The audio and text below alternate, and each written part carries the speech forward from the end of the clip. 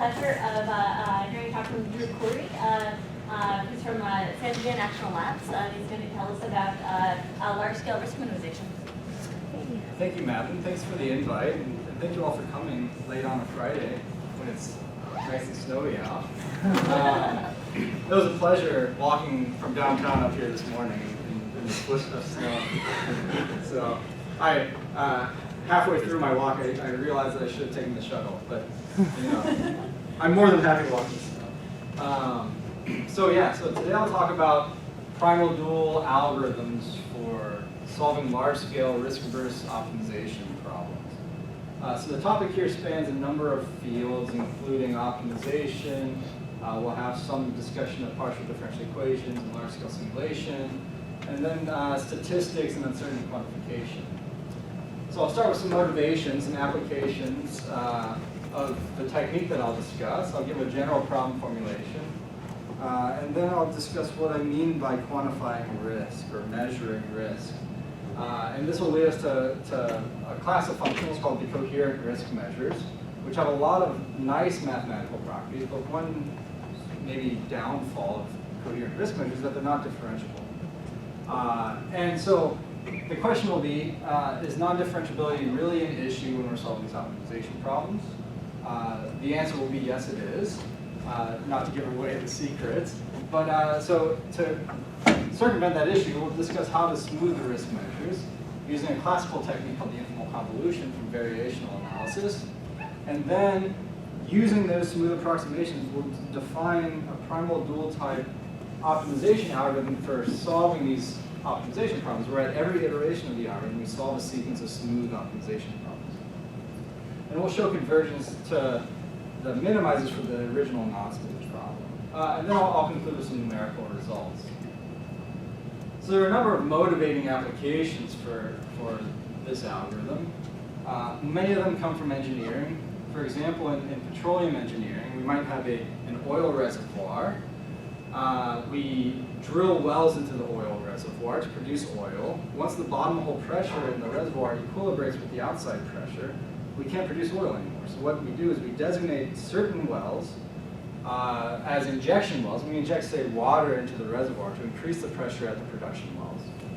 So the optimization question that we want to answer is, how do I control the inflow or injection wells in such a way that I maximize the net present value or the profit that I produce from my reservoir?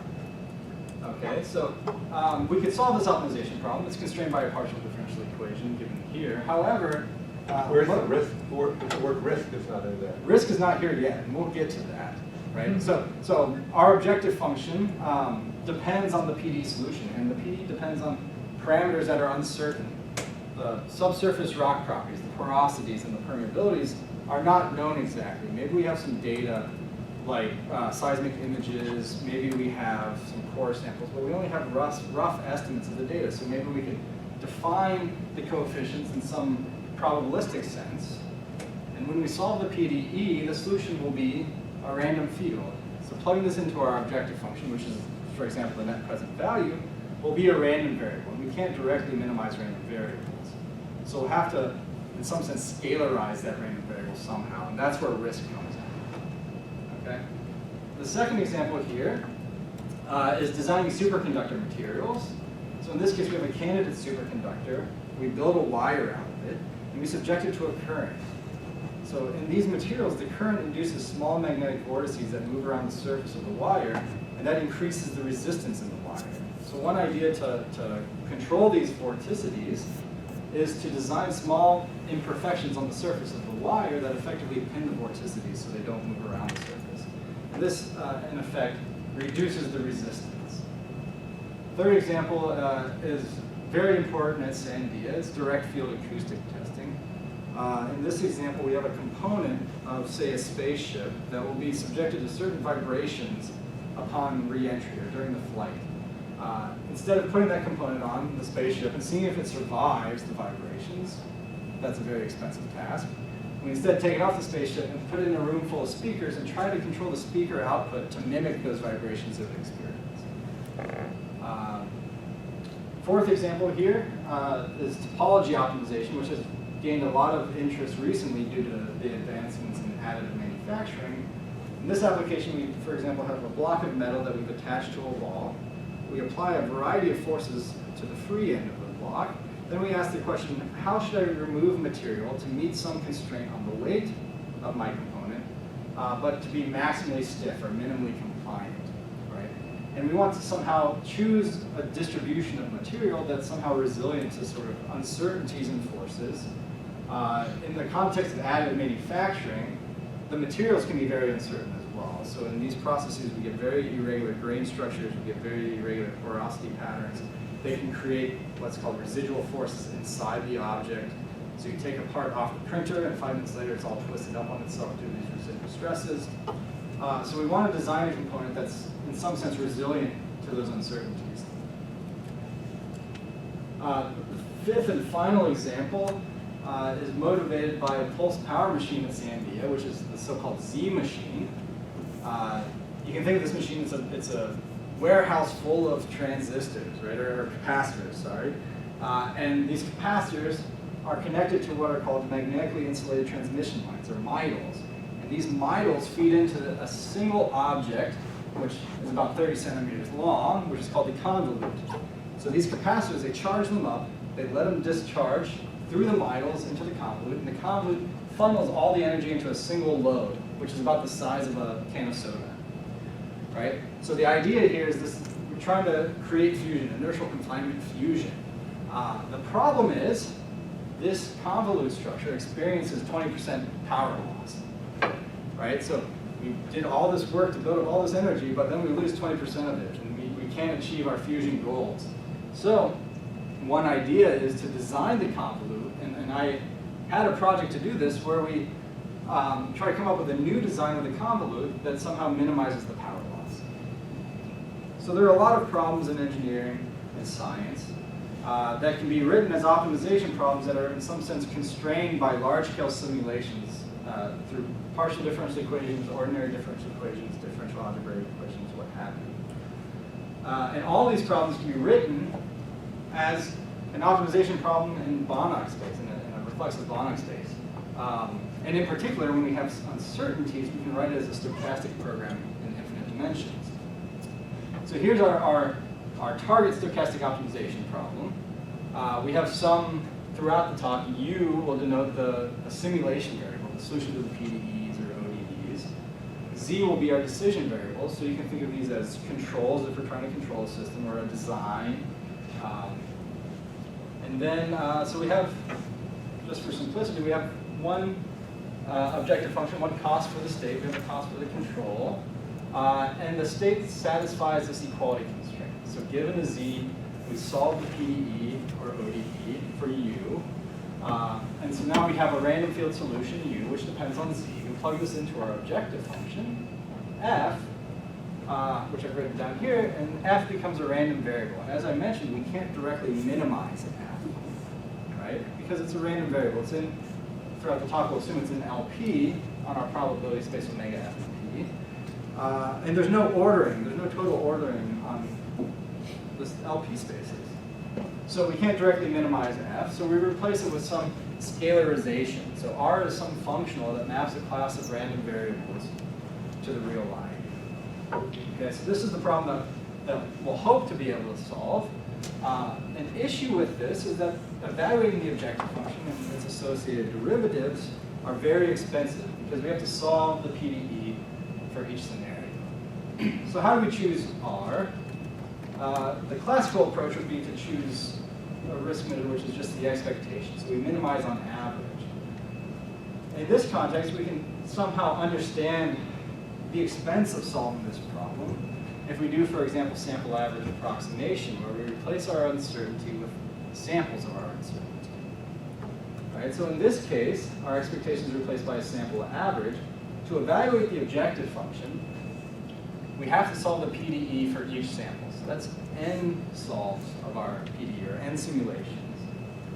If we want to compute a gradient, because we want to do steepest descent or a quasi-Newton method, then we'll again need the solution to the PDE. If we've stored it, then that's fantastic. If we haven't, we'll have to recompute it.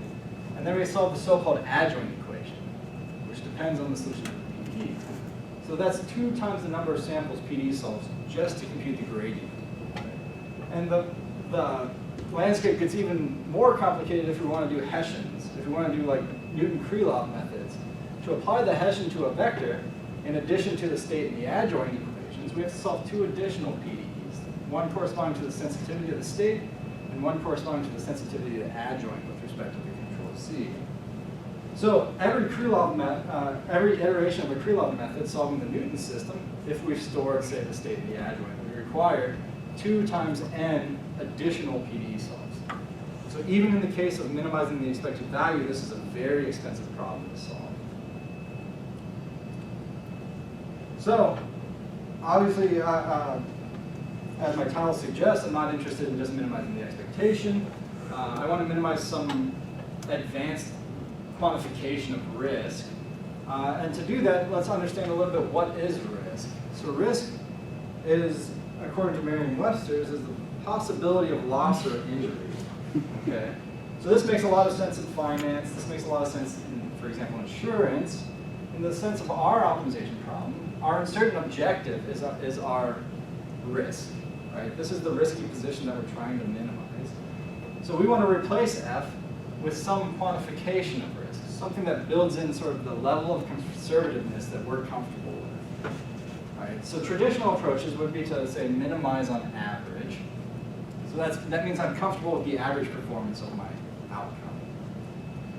Another approach that's common in engineering is the reliability approach, where we try to minimize the probability of loss. So we choose some threshold for acceptable loss, and we minimize the probability that our objective exceeds that threshold. So I call these optimistic formulations because they don't take into account sort of magnitudes of tail events, right? And so in more conservative approaches, we can build in sort of this magnitude of tail events through, say, models of risk preference. R here is a risk measure. It could be, say, the average plus some measure of deviation. Or we could use a new metric, a new probabilistic metric called the Buffett Probability, which I'll discuss a little bit in the forthcoming slides. So as I've alluded to, we could maybe minimize some measure of variability, some measure of deviation. We could use the variance. We could, since we're optimizing, maybe just minimize the deviation above the mean, right? Since our goal is minimization. We might want to control over rare events or reduce failure likelihood or try to certify reliability. In the most conservative setting, we could minimize the worst case scenario, the maximum of our range of objective. Or we could minimize, say, quantiles of our objective. And in finance, the quantile is typically referred to as the value of risk. So this is the upper quantile since our goal is minimization. We could also minimize sort of higher order statistics of undesirable events. For example, an average of the tail. So here, the conditional value risk, C bar, is the average of the 1 minus beta. Beta is a number between 0 and 1. So it's the average of 1 minus beta largest scenarios. Okay? So X is a random variable. X is a random variable. So it doesn't have, for the left one to make sense, it has to be bounded, or the others it may or may not be bounded. For this, it has to be bounded. For this, it does not. For any of the other ones, it does not. That's correct. So just to talk, to sort of reinforce what it means to quantify risk and what are potentially good measures of risk, let's consider two random variables, x1 and x2. Here I've drawn their PDFs, so they're both triangly distributed. I've constructed these random variables so that their means and their variances are identical. And in fact, we have that the probability that x1 exceeds its average is greater than the probability that x2 exceeds its average. So according to, say, our reliability method or risk neutral or mean plus standard deviation, we'd prefer x2, or at least x2 and x1 would be equivalent. Right? They'd be both equally preferable. However, in terms of minimizing some objective, x1 seems to be more preferable. If x1 is a loss, then we know that our losses are bounded by this, and x2, our losses are bounded by, in this case, twice as much. Right? Moreover, we have non-zero probability that we're always better than x2. Right? So it seems like using measures like the variance or the expectation or even this probability of loss doesn't tell the whole story. It doesn't correctly quantify risk. We actually need some measure of magnitudes in the table. So to achieve these measures of magnitude, these measures of tail weight, we could use, for example, the conditional value risk with Buffett probability. So before going into this, let's make concrete what I mean by risk measures. A risk measure is a functional f, or r here, that acts on our space of random variables and maps into the extended real numbers. So this could be infinite valued. And we assume that r maintains the units of x, right? So if x is dollars, then r of x is also dollars. So examples of these: expectation, mean plus deviation. These are all conditional value risk. These are all risk measures in the sense that they maintain units. The conditional value risk, as I mentioned, is the average of the 1 minus beta largest scenarios of our random outcome. And we can write this as an integral over the quantiles from beta to 1. This is often a challenging expression to compute numerically, so we can actually use this one-dimensional convex optimization formula to evaluate the conditional value of risk, which is very convenient if our goal is to optimize the conditional value of risk, to minimize the conditional value of risk. Buffett probability, on the other hand, is very closely related to C-bar, and it's related to C-bar in the same way that probability of exceedance is related to the quantile, or the value at risk. In some sense, Buffett probability is the inverse of C-bar. So we define Buffett probability as the probability that the tail average exceeds some threshold. Right? So this builds into it automatically some measure of tail weight. So mathematically, we would define this as 1 minus beta, where beta solves this equation. So C-bar beta x equals our threshold little x. So similar to C-bar, we have a nice optimization representation for Buffett probability. It's convex, it's 1D, and it's easy to manage if we're doing, say, solving a minimization problem. So we could classify risk measures in any number of ways. One particularly popular class of risk measures are the so-called coherent measures of risk. Coherent measures of risk satisfy 4 axioms. First, they are subadditive. They are monotonic in the sense that if I have a random outcome x that's point-wise always larger than another random outcome x prime, then the risk of x should be larger than the risk of x prime. The third property is translation equivariance. So if I translate my random outcome by a deterministic quantity, this has the effect of translating the risk.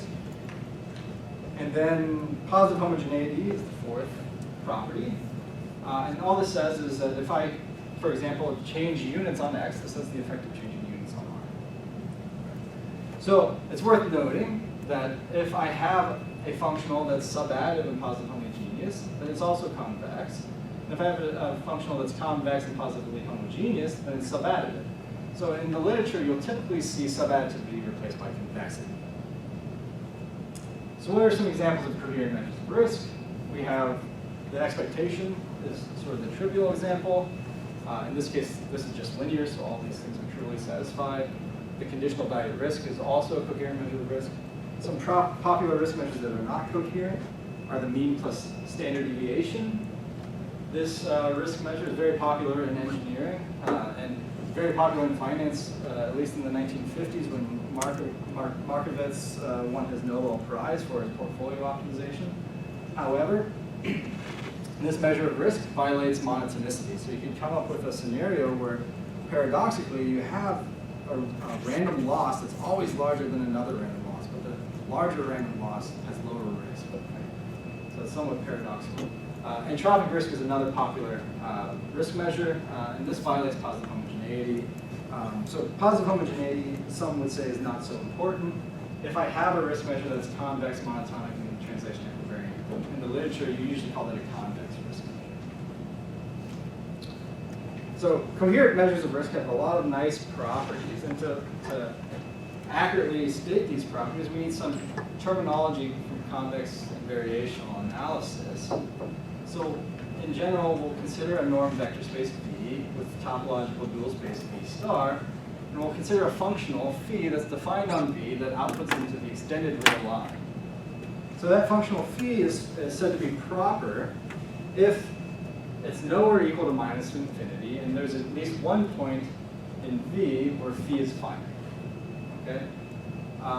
The epigraph of phi is defined in the standard way, given here.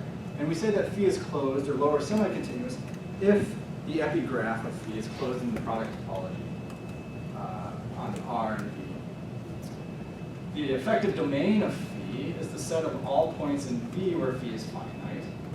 And given these three properties, proper, closed, and this notion of effective domain, we can define what a differential conjugate is. So if we have an extended real value functional, we define the differential conjugate, here denoted by phi star, as a functional on the dual space that again maps into the real line, the extended real line.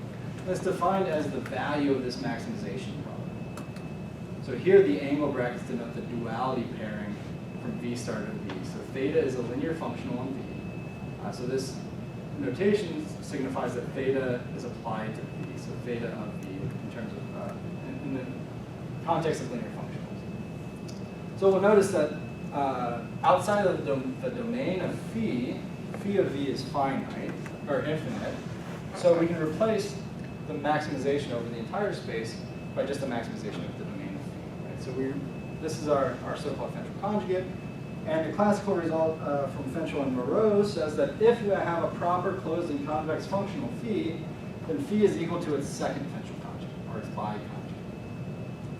So using that result, we can analyze coherent measures of risk. So if we denote by R star the differential conjugate of R, if R is coherent, proper, and closed, then Fenchel-Moreau tells us that the risk measure is equal to its second differential conjugate, which I've written here.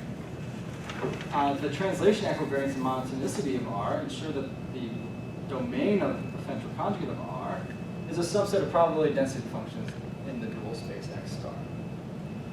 Finally, positive homogeneity of R ensures that the differential conjugate of R is an indicator function of its domain. So it's 0 on the domain, infinity outside the domain. So we can remove that from our expression, and we see that a coherent risk measure is equivalently written as a worst case expectation, where the supremum here is taken over all probability density functions in the effective domain of R star, which in the literature is called the risk envelope. And any maximizing theta in the literature is typically called a risk identifier. So here's an example of a risk identifier. It sort of assigns some probability or some value to scenarios in your parameter space that are in some sense risky, that add to the risk. So in the context of conditional value risk, we've seen that as a coherent measure of risk. So we can write it as a worst case expectation, and the risk envelope associated with CVAR is given here as the set of density functions in X star that are pointwise bounded above by 1 over 1 minus beta. So in this figure, this is actually a risk identifier from CVAR, where the red region corresponds to the values of theta that are equal to 1 over 1 minus beta, and the blue regions correspond to theta equals 0. Right, so these values correspond to the 1 minus beta tail of the random variable. So these are very nice properties. This is a very neat representation of a coherent risk measure. However, as you probably expect, since this is the value of a maximization problem, it's most likely not differentiable. And what we can say rigorously is that if we have a coherent risk measure that's for shade differentiable, then the only possibility for R is that there exists some probability density function theta such that R equals expectation theta x for all x. Okay, so it's linear. Right? So it's somewhat uninteresting in terms of modeling risk preference. So is this non-differentiability really an issue? Well, let's consider a small example, optimal control of Berger's equation. So this is a one-dimensional differential equation. It's nonlinear. We've parameterized it with 4 stochastic variables. Our objective function before we solve the PDE is convex, but once we solve the PDE due to the nonlinearity, the objective becomes non-convex. And we want to minimize the conditional value of risk of our objective function, which, as we've seen, is not differentiable. So to solve this, I applied a non-convex bundle method from Schramm and Zove. And this, for different confidence levels beta, required roughly 10,000 iterations. Okay. So once we've sampled, this amounted to roughly 100 million nonlinear PDE solves and 100 million linear PDE solves, which I can do for this small problem. To compare with the bundle method, I solved the problem by smoothing the conditional value of risk, running a globalized Newton-type method, and then doing some continuation on the smoothing parameter. And in this sort of naive approach, I was able to reduce the number of PDE solves by 2 orders of magnitude in terms of nonlinear solves and 1 order of magnitude in terms of linearized solves. So in either case, if this was a 3-dimensional system, if it was more complicated, then there's no way this would be computationally feasible, either of these methods. So this indicates 2 things. Either we need better non-smooth algorithms. Current like the bundle method here has linear sublinear convergence. Or we need to exploit differentiability of the risk measure and apply derivative-based algorithms, which perhaps we need semi-linear or quadratic convergence. In either case, our approach should be able to accommodate adaptive or variable fidelity approximations of both the stochastic space as well as the physical space. And we should use the sort of well-known fact in optimization that when we're solving an optimization problem, accuracy is only required when we're far from the solution, and we only need to refine our approximations as we converge. So if we can exploit all these things, we could potentially come up with a better method that's computationally feasible for real problems. For this talk, I'll talk about only the first bullet point, both differentiability and non-smooth algorithms. So how do we get smoothness out of a non-smooth risk measure? So the method that I'll discuss for smoothing is based on a classical technique called the informal convolution. So for this smoothing technique, we start out with our risk measure R, and we're given some functional phi, and we'll assume that R and phi are proper closing convex. R is not necessarily differentiable. We'll assume that the risk envelope is contained in the effective domain of phi star, and then we'll make the technical assumption that the risk envelope, if we take anything from the risk envelope and subtract it from anything in the domain of phi star, then that set contains a neighborhood of 0. So with these assumptions, we can define our so-called epi-regularized risk measure as the informal convolution of R with phi. So owing to property 3 here, assumption 3, we have that our epi-regularized risk measure is closed, so it's weakly lower semi-continuous. Owing to convex duality theory, differential duality, we can write down the differential conjugate of our regularized risk measure, and that's just a sum of the differential conjugates of our risk measure and its regularizer. And we can figure out what the effective domain, the risk envelope of our regularized risk measure is. And in fact, it coincides with the risk envelope of our original risk measure. So we have some consistency here in terms of the domains.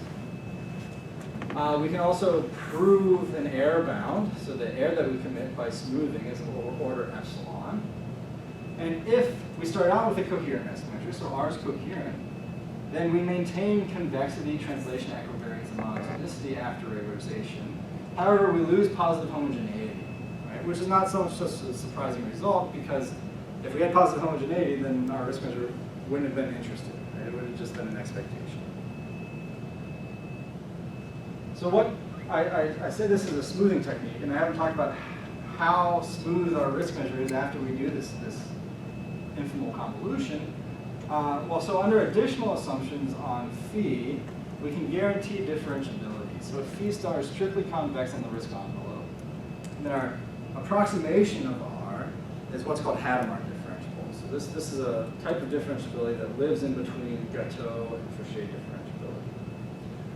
If in addition, phi star is weak star closed, and this property holds, then our smooth approximation is continuously Fouché differentiable. So we do get some regularity. And so this looks like maybe a daunting condition. However, if we think x is L2 and we define phi to be, say, the norm squared in L2, then phi star is a scaling of the norm squared, and we have that weak convergence plus convergence of the norms implies strong convergence, right? So this is a natural thing in terms of that setting over space.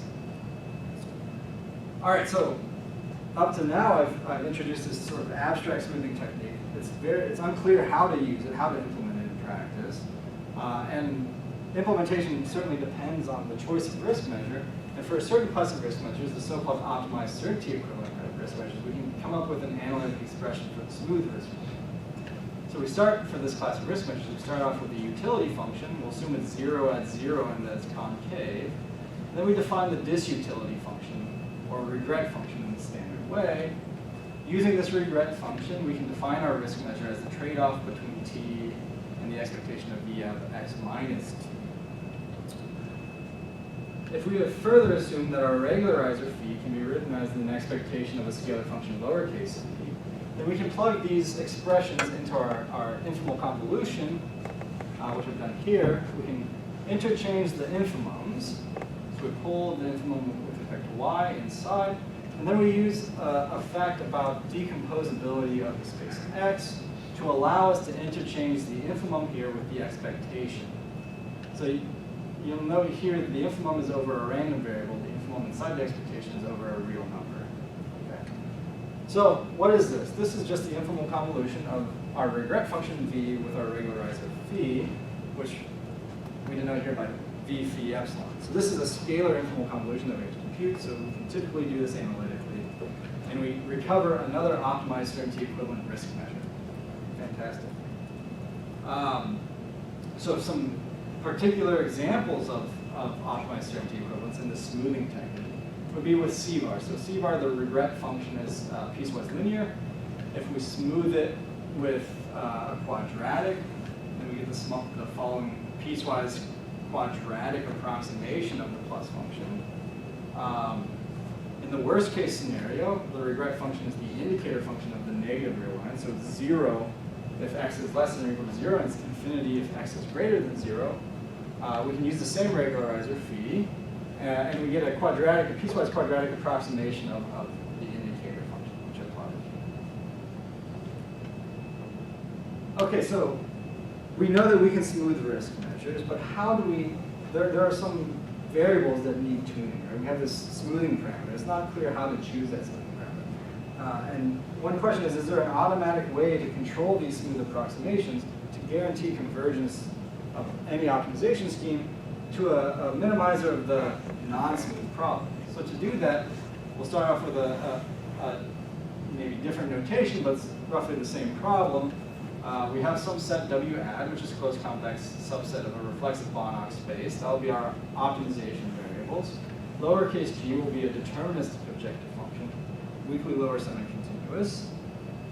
Capital G is our random objective, or stochastic objective. We assume that it maps the decision space W into L2, and we'll assume that it's continuous from the weak topology in W to the strong topology in L2. And then psi will be our functional that scalarizes our random variable. And we'll assume that it's convex, monotonic, and positive homogeneous, and we'll assume that it's finite valued, so it's not extended real value. Okay. If we make an assumption like a lower level set of our problem is not bounded, then we can prove the existence of solutions for this problem. Moreover, given the properties on psi, we can show that psi is continuous and subdifferentiable in the convex sense.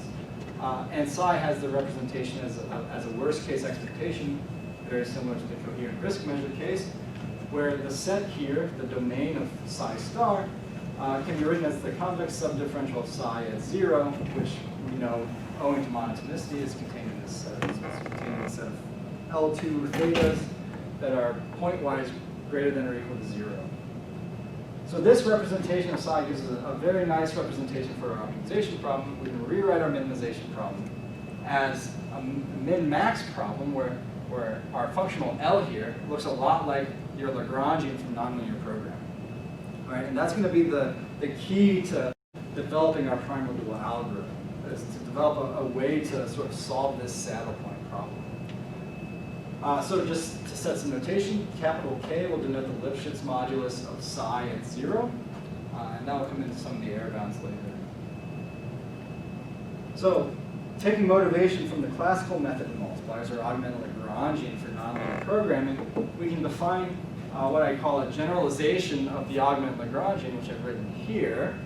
So effectively, we've subtracted off a strongly convex term, and we define the augmented Lagrangian as the maximum of this now strongly convex optimization problem. And as I've written it here, it doesn't look like an augmented Lagrangian. Rest assured, I will relate it back to nonlinear programming in the next slide. However, if we do some interchanging of maximums, so if we pull the GW out and we use our convex duality theory, our Fenchel conjugate theory, then we can rewrite our generalized augmented Lagrangian as the value of this minimization problem, where this minimization problem is just the informal convolution of psi with some regularizer here denoted by phi. So I've written that here. So this is just an epiregularization of psi, much as we did in the previous slides. So based on the theory that we talked about 2 slides ago, we have a pointwise error bound in psi, and that error decays like 1 over r, where r is our penalty parameter from our augmented Lagrangian. We also have continuous Richet differentiability of our augmented Lagrangian, and the derivative has this form. So PA here denotes the projection onto A. Okay. We also have continuous Richet differentiability of L with respect to the multipliers. We have an explicit representation of the gradient, which I've given here. So how does this relate to what we all know as augmented Lagrangian? Well, since the maximization problem defining the generalized augmented Lagrangian is strongly concave, it has a unique maximum, we can compute that maximum and plug it in and do some rearrangement and write our augmented Lagrangian, our generalized augmented Lagrangian, in this way. So you'll notice that if we drop this term, this looks like our standard augmented Lagrangian for equality constraints.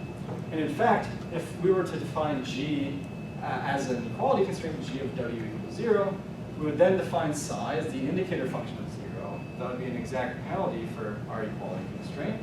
The associated A with this choice of psi is the entire space. So the projection onto A is just the identity. So this term disappears, and we recover the equality constraint augmented Lagrangian. In the inequality constraint context, so G of W would be less than or equal to 0, we would define psi as the indicator function of this set. So x, such as x is less than or equal to 0. The associated A is the sort of your traditional space of Lagrange multipliers. It's the set of all theta that are pointwise greater than or equal to 0. And after some rearrangement, plugging in the specific choice of A here, we can rewrite our augmented Lagrangian sort of the classical augmented Lagrangian for inequality constraints. So, in fact, this generalization of the augmented Lagrangian recovers sort of the 2 standard use cases of augmented Lagrangian. So, given that fact that this generalization of augmented Lagrangian is closely related to the traditional augmented Lagrangian, we can sort of reproduce the method of multipliers. So at each iteration of our algorithm, we approximately solve an optimization problem, minimizing our augmented Lagrangian. So this is a continuously differentiable objective function. So we can apply a derivative-based method to solve this subproblem. We then update our dual variables or our multipliers using this expression. So we have to project onto A. And then we update our penalty parameter in some fashion. And there are some practical details that you might be concerned with. What do we mean by converged? How do we increase the penalty parameter and so forth? And we can talk about this offline. So what can we say about this general algorithm, this generalized method of multipliers for this risk minimization problem? Well, if I have a sequence of approximate minimizers, so if the optimization algorithm that I use in the first step returns an epsilon minimizer. By epsilon minimizer, I mean the solution that I get is within epsilon of the minimum value. So if I produce a sequence of these epsilon minimizers from this primal-dual algorithm, then any weak accumulation point of my sequence of minimizers, of my iterates, is an epsilon minimizer of the original problem. So here epsilon depends on the limit of our epsilon sequence and the limit of our penalty parameter sequence, r star here, and it depends on the Lipschitz modulus of psi at 0. So if we send epsilon k to 0 and rk to infinity, then any weak accumulation point would be a minimizer. So we have consistency of approximate minimums. If, in addition, we require that epsilon k satisfies these conditions, so this enforces some rate of decay of epsilon k, then we can show that the dual variables, these lambda k's that we produce at every iteration, the whole sequence converges weakly to a maximizer of the dual problem, which I've written here. So here, the dual problems, we interchange the min and the max, right? So we solve a maximization problem where our objective function is the minimum value of our Lagrangian. All right, so in the convex setting, it's often possible to return epsilon solutions, but in the non-convex setting, we might only be guaranteed approximate local minima, or approximate stationary points. So these stationary points typically require, say, epsilon stationarity. So the negative gradient is in the epsilon normal cone, for example. So it results in this variational inequality that we have to satisfy. Where if I had an optimal solution, epsilon k would be 0, you can satisfy this variational inequality. The approximation allows some negative values of this inequality. So in this case, if my algorithm in step 1 produces a sequence of epsilon stationary points, and the sequence of epsilon goes to 0, and the sequence of pentagrammars goes to infinity, then what we can show is that any weak accumulation point of our sequence of iterates is a stationary point of our original problem. Right? So we have consistency of stationary points as well. Okay, so the algorithm that I've shown, it's closely related to augmented Lagrangian, and we have very nice convergence proofs associated with the algorithm.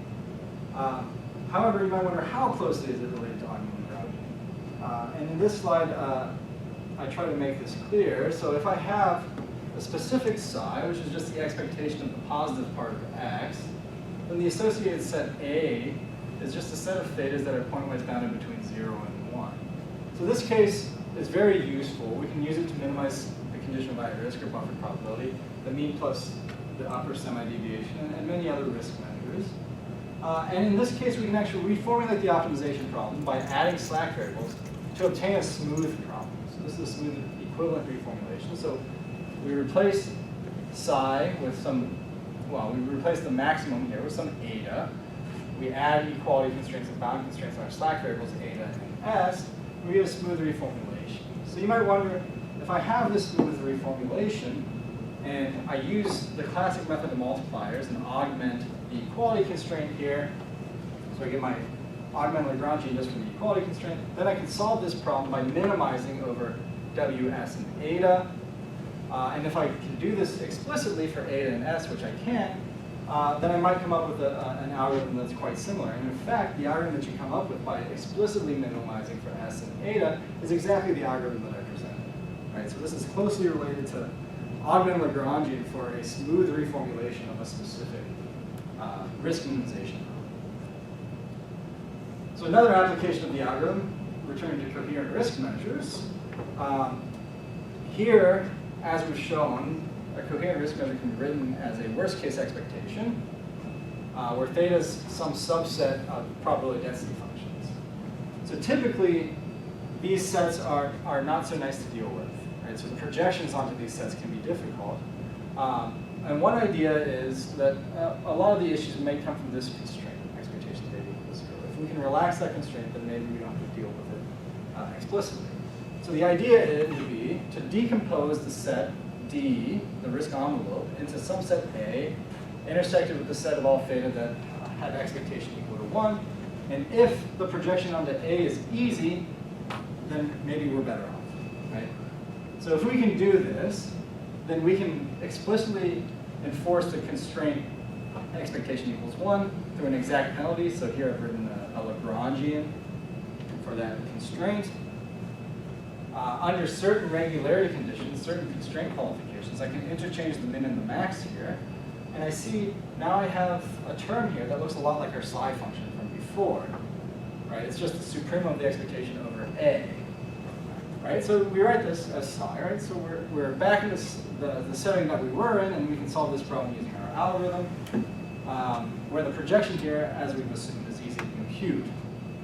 So the constraint qualifications that you have to satisfy, if you use, say, Robinson's constraint qualification, it amounts to this condition. There exists some small delta such that the open interval between minus delta and delta is contained in the set of values of the constraint expectation theta minus 1. Right? And that's pretty easy to verify in a lot of applications, a lot of choices of risk measures. All right.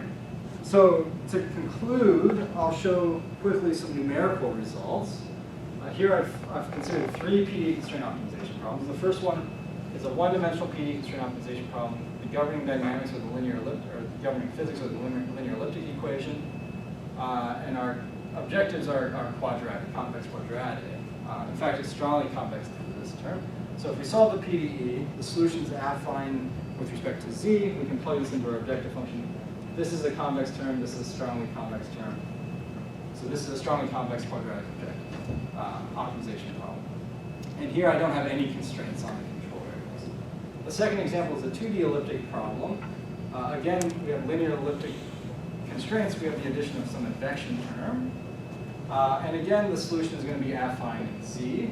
Our objective function, we want to minimize, if you think of this as concentration, we want to minimize the concentration, plus some L1 penalty on the controls. So this is convex, but not strongly convex. And we enforce constraints on the controls. We enforce that 0 is less than or equal to Z is less than or equal to 1. And so it's bounded between 0. The third and final example is an optimal control problem constrained by Berger's equation. So we have a nonlinearity here. It's a second order nonlinearity. Our objective function is the same from the first example. So it's convex in the state and the controls. However, the solution is going to be nonlinear in the controls. So our objective function will be non-convex. So I look into minimizing 4 different risk measures, the mean plus semi-deviation. So this is the mean plus the absolute deviation in excess of the expectation. Mean plus semi-deviation from a target. So instead of the expectation, I replace that with some target value that I'm interested in. So this is coherent, this is not coherent. The conditional value risk, where here I've taken a convex combination of the expectation and C bar. And then Buffett probability. Okay, so I've solved each of these problems with my primal-dual algorithm. I've also solved most of the problems with the non-convex bundle method from Schramm and Zove. My implementation of the bundle method can't currently handle inequality constraints, so any problem with inequality constraints like the Buffett probability of the second example, I wasn't able to solve with the non-smooth solver. So these values are here for comparison for the unconstrained problems, and we see the number of iterations of the bundle method for the strongly convex case, roughly 30 or 40 iterations, but the number of function evaluations and gradients is roughly 500, 400 function evaluations. So that's 400 times the number of samples that I've chosen, PDE solves, right, to evaluate the objective function, and the same number for the gradient. For the the non-convex case, we require many more iterations, roughly 350 iterations, and roughly 400 or so function evaluations. So again, an enormous number of PDE solves. For the primal-dual algorithm, we require a modest number of iterations. So if you recall, we solve a smooth optimization problem in every iteration. And to do that, we use a Newton-like, an inexact Newton-like solver, globalized. I don't want to say Newton because the Hessians aren't necessarily true Hessians, but it's some approximate Newton method. So the number of outer iterations, the iterations of the primal-dual algorithm, are roughly on the order of 10. The number of subproblem iterations are pretty manageable. And if we see the number of function evaluations, they're on the order of, I don't know, somewhere 60, 10, 100. Right? It's sort of modest numbers compared to the number of function evaluations to bundle method. And what we see, if we compare, when we can compare, we experience a reduction of approximately 10 to 40, right, using this primal-dual algorithm, like exploiting some smoothness in our optimization. So in conclusion, hopefully I've convinced you that solving PDE-constrained optimization problems, especially ones with uncertainty, can be very expensive. And this expense is compounded when we use non-smooth risk measures such as coherent measures of risk. I've introduced a smoothing technique based on infinite convolution, which ensures that we have continuous differentiability of our risk measures, and then we're able to use this smoothing technique through a primal-dual iteration to solve the non-smooth optimization problem by solving a sequence of smooth approximate problems.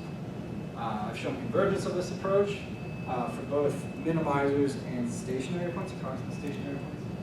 And based on the numerical results, this suggests roughly 10 to 40x improvement compared to the bundle method that I compared it.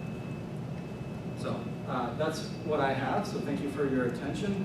We have some references here if you're interested in the topic. Thank you.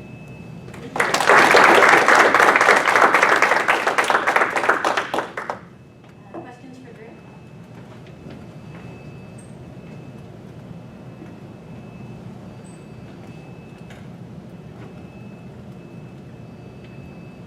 Go ahead.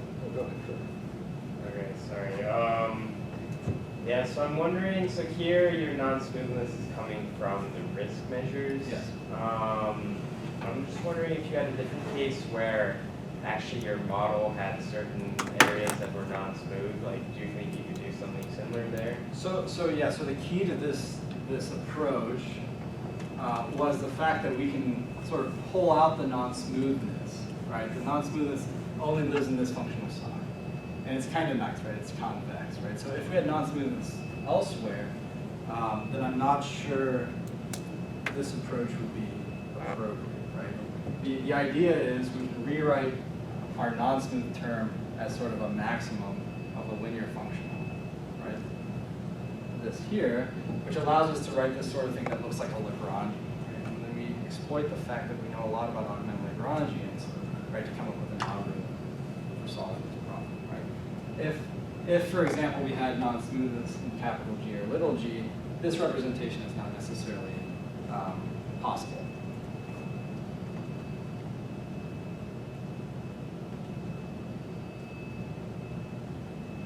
I have a question. Sure. So the cost of solving these problems for a variety of different risk measures was, I mean, still somewhat different with your method, right? By a factor of maybe 5 or so. Yeah. So Sure. do the solutions under each of these risk measures, do they look very similar or do they look very different? And can you, I wondered if you've explored at all in sort of warm starting the solution for a difficult risk measure like BPOE, using the solution for an easier risk measure, and whether that works well in practice. Yeah, so that's a good question. One of my collaborators, Stan Uriasa, often thinks about choice of risk measure as shaping the distribution of the outcome. Right? So the effect of choosing, say, mean plus semi-deviation versus mean plus semi-deviation for the target has the effect of changing the distribution of the outcome. Right? So there are differences in the solutions. One way that you can sort of warm start things is, for example, if I have the conditional value at risk. If beta is equal to 0, then this is just the expectation, right? It's the average of all the quantiles. All right, so you could start out by solving the risk neutral problem, which is smooth, and then use that to warm start, C-bar for some small beta, and increase beta until you get to the point that you're interested in. So that's a valid approach. Sure. And the solutions there, unless you have like very long tails, right? The solutions don't vary too much, right? But in the case where you have long tails, which is the case where C-bar really shines, right? Yes. You have a lot of variability from one confidence level to the next. Yes? This is not so much about your talk, but about the stuff behind it. Sure. Which is, it seems like when people try to quantify risk by picking some number, they actually have a number in mind, but Sure. like they want to minimize the probability of failure, for example. Yes. Yet they don't put that down as what they calculate because they don't trust their probability distribution estimates. And so that people solve math problems with a measure of risk which they think is a proxy for their other problems. So my interpretation, for example, people who use the subproblem measure, like the max, that use bounded noise. Sure. Real noise is really usually not bounded, but the use of bounded noise, they pick the worst case. And really they want to minimize the probability of failure, but they don't trust the tails of the distribution, so they use bounded mid-bound. Is there a rational way of, I mean, since you're trying to minimize probability, why not minimize probability? Well, because it will give you a strange answer, because it will exploit something about the tails which you don't know. Yes. So you pick this bounded, to maximize the worst case.